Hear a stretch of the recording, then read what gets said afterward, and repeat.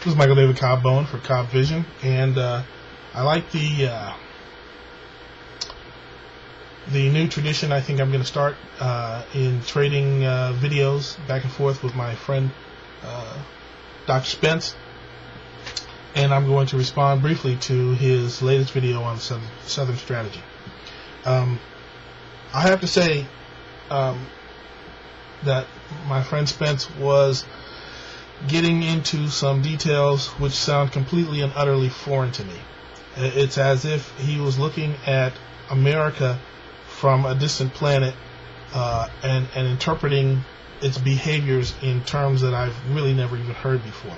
Having been a Republican and having listened to right-wing radio not only in the South but out here on the West Coast and wherever I go in the country, I am completely and totally unfamiliar with any legacy of the Southern Strategy. I have watched and listened to the entire campaign for the past 2 years, and every single smidgen of racism or bigotry has been analyzed to death, and I would simply like to point out two candidates, Ron Paul, whose associations were questioned, and the other candidate who didn't even make it to the primaries because of the use of the word macaca, whatever that means. I've never heard of it before and haven't heard it since. In his quick little lecture, he did mention that somehow, perhaps, Republicans will be able to attract the same voters that they did for McCain-Palin, and they may call it the Southern Strategy somehow in the future. But he didn't talk about one issue that came up that smacked of racial bigotry. Although it is generally assumed that anyone who disagrees with the Obama Truth Factory is doing so for racist reasons. And we could go down that line, but I'm not going to do that. What I am going to suggest, however, is that this is an opportunity for Spence and those who believe the same things that he believes to let out a smidgen of truth. That is to say, now that everything's okay with America, now that Obama has been elected, maybe we can breathe a collective sigh of relief and actually acknowledge that it is true, what we in the Republican Party have known for a long time to be true, that there is no Southern Strategy, and that leaders in the Republican Party in multiple factions have apologized for it, discounted it, discredited, disclaimed it, and put it behind them. What really goes on in the Republican Party, as well as in the Democratic Party, is that they use computer metrics and models to redistrict lines, and they cut into what has traditionally been majority-minority districts. So they are gerrymandering, and they have been gerrymandering for a long, long time.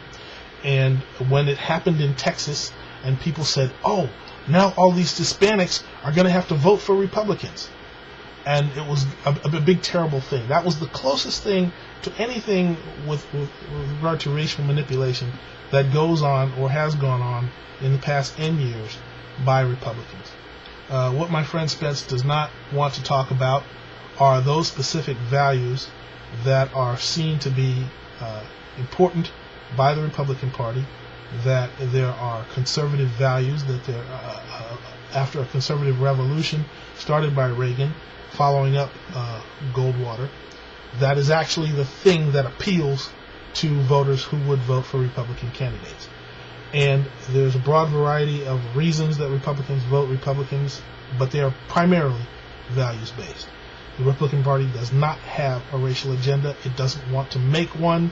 It can't figure out exactly how to market its non-racialness to people who have decided to buy into the people of color paradigm of multiculturalism. And so that is a severe marketing problem if it is important to you that your votes come from black hands.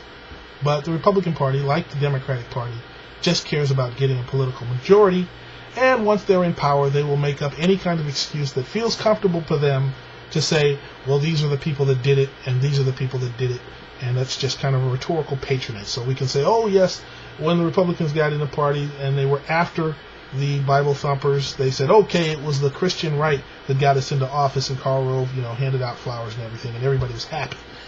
And now, what is it now? I think they're saying, oh, it was black voters that passed Proposition 8 in California, and basically people are voting their values. People are voting their ideas, and the overwhelming majority of people do not respond to, how shall we say, racial conspiracies or conspiracies to involve race in the vote. Everybody wants to disclaim it.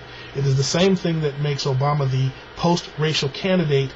Everybody's trying to get over it, and everybody really has gotten over it, except people want to make, the Southern years longer than it actually has lasted, and that's why we have this kind of apologia from my friend Spence. All that is to say, racism is, as it always has been, it is a sin, and it is something that is immoral, and of course, most immoral people want to combat it. We do so with varying effectiveness, but generally ineffectively in terms of our politics. I'll leave it at that, and this is Michael David Cobb Bowen for Cobb Vision signing off. Peace.